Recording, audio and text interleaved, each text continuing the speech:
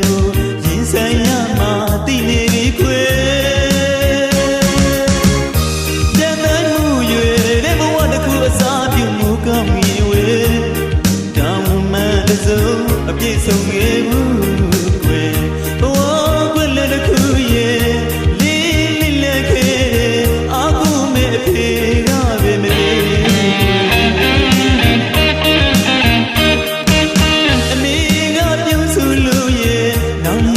စိတ်မအေးခဲ့တဲ့ကြောင်းသာတင်ငိမ့်ဝဲအဖိုးရချာမှမျက်နာငယ်ဒီအချိန်မှာဖေးသာရှိရင်ဘလောက်ပြောလိမ့်မလဲကွယ်အမေကခဏခဏပြောတယ်အဖေအကြောင်းနေနာနဲ့မဆန်အောင်ပြောပြီးငိုတဲ့မင်းမြင်ခံနေပြီကွယ်အဖေသူတောင်းကလေးမှုတဲ့အမေတကယ်ချစ်နိုင်ရတာဖေးပါလို့တာလို့ခွဲသွားခဲ့တာလေ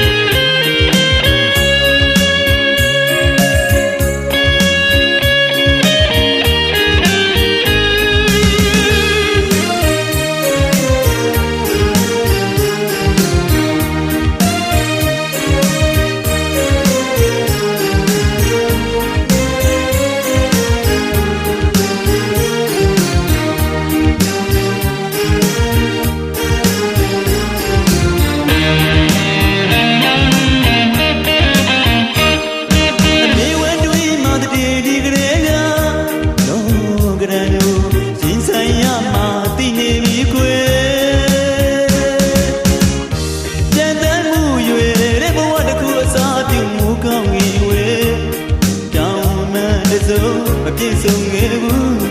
ခွေဘဝခွက်လက်တစ်ခုရဲ့လေးလေးလက်ခဲ့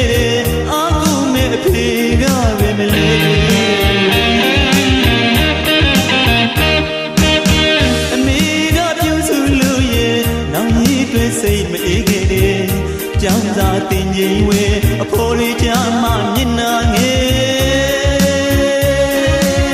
ဒီအချိန်မှာဖေးသာရှိရင်ဘလောက်ပြောလိမ့်မလဲခွေအမေကခဏခဏပြောတယ်အဖေအကြောင်းနေနာနဲ့မဆန်အောင်ပြောပြီးငိုတဲ့မင်းရဲ့မျက်ရည်ခံနေပြီခွေအဖေတို့တောင်းကလေးမှုတဲ့အမေတကယ်ချစ်နိုင်ရတာဖေးဖေးပါလို့တာလို့ခွေ